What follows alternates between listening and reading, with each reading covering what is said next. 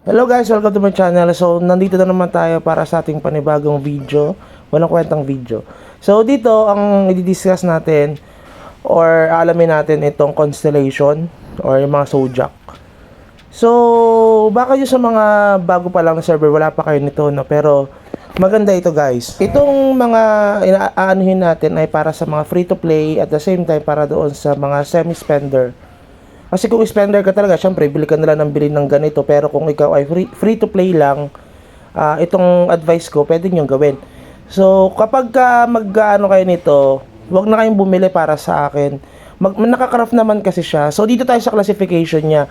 Meron kasing basic, rare, epic, at saka legend. Lagi may classification sa mga apps na ganito, no? So, dito, syempre, by classification niya, the more na mas mataas, tulad ng legend, at yung mga epic, medyo mataas yung bigay ng option sa atin. Tulad nung yan, yung isa parang ito ay yung ano ba to? Rare. No? So merong mga options dyan na binibigay tulad ng death natin, merong 14, yung mga attack natin, madadagdagan ng 23, 14 to 23 attack damage. So depende pa rin sa atin kung anong kukuhain natin. Tapos meron siyang option na equivalent kapag ka nabuo natin yung mga zodiac signs na meron tayo. Kung napansin nyo kanina, nabuo natin yung isang zodiac sign. So, meron siyang def 2% na dagdag sa atin. So, maganda yon, no? Nadagdagan yung ating defense by 2%. O, mataas yung bigay sa atin nun. So, maganda ito dahil nga nakakaraf lang siya, hindi siya para lang dun sa mga spender. Kasi may mga items at saka mga gamit, di ba? Or gears, or yung mga events, laging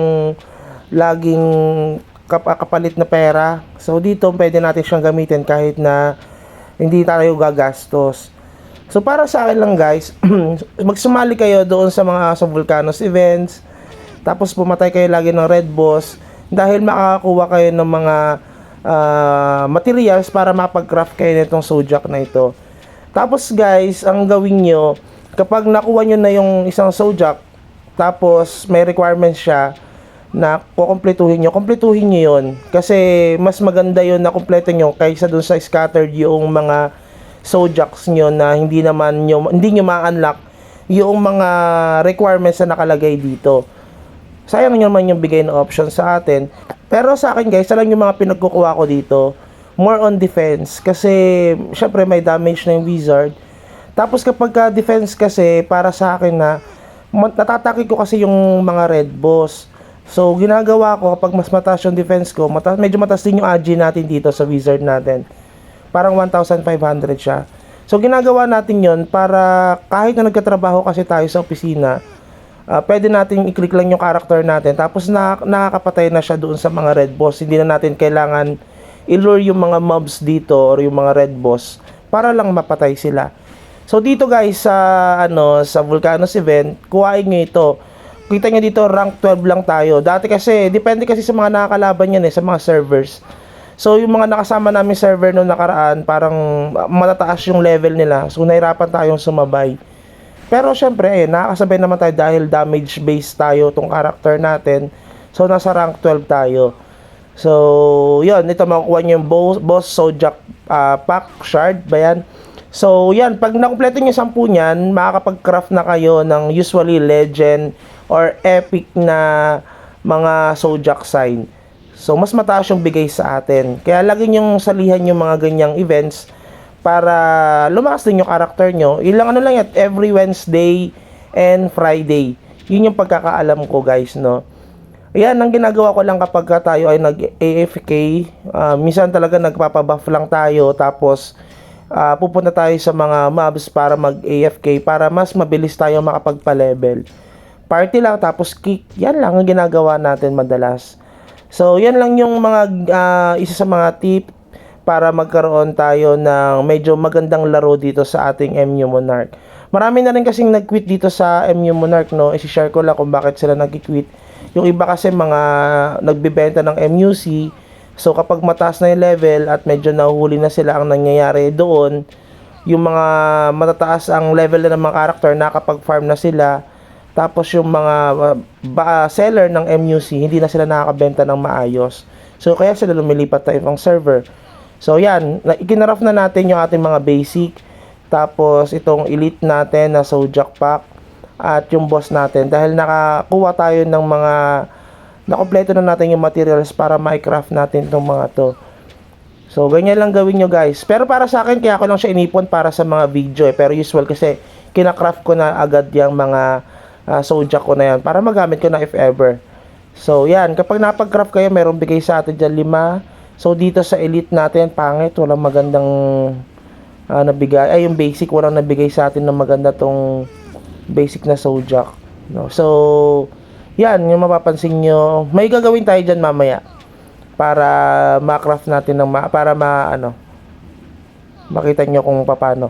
So ito, yung Dark Pisces, nakakuha tayo. Kaso pangit, 1 to 2 damage lang, no? Yung attack damage na bigay sa atin. So dun sa kabila naman, sa boss Zodiac pack, so inaasahan natin na maganda. Sana yan, nakakuha tayo na epic, epic or rare na Zodiac pack.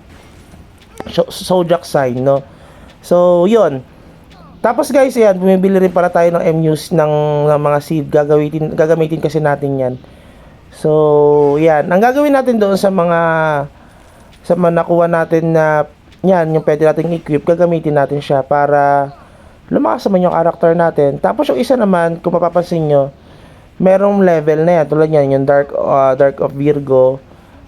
Kinukuha natin siya kasi, pwede natin siyang i-level up.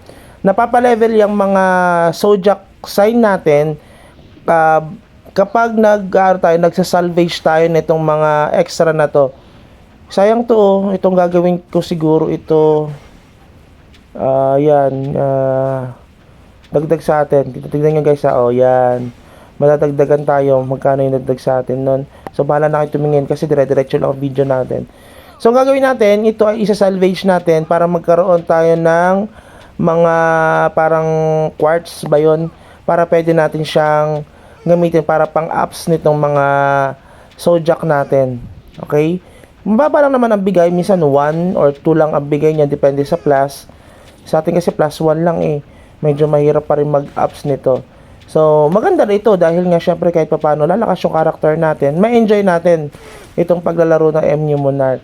Yun lang pala ang kinagandahan kay MU Monarch kasi parang lagi silang may update sa paglalaro sa kanilang itong laro na ito. Unlike do sa ibang mga laro kasi parang natigil na doon at parang andaling matapos yung journey doon sa isang mga mga level up games.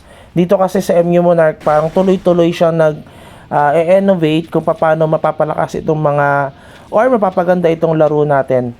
Kaya hanggang ngayon naglalaro pa rin tayo, parang 4-6 months na tayo naglalaro nito, half year na or 5 months tayo naglalaro nito at hindi pa natin naisipang mag-quit, no? Tamang AFK lang guys, tamang pagpapalevel lang ang ginagawa natin. Basta pag-enjoy lang ang ginagawa ko dito, hindi naman ako masyadong na-stress. So yan, patataasin lang natin siya. Nag-level 1 na siya, gagawin natin siya level 2, matadagdagan ng ating defense ng 2. At the same time, yung HP natin madadagdagan ng kahit paano ay 100 plus. So, kahit paano, medyo mayroong dagdag para sa atin yan. The more na mas mataas ang level niya, syempre, the more na mas lalakas yung ating character. Pero itong character, kaya sinabi ko na ito ay parang good for free-to-play players. Syempre, hindi naman natin kailangan gumastos at tayo naman ay magagawa natin itong mga Zodiac na to ng wala tayong masyadong ginagastos. Mag-craft lang tayo na mag-craft. Syempre, kapag tayo ay pumapatay ng mga red boss, kasi doon nakukuha yan, guys. So, yun lang siguro. Have a good day and bye-bye!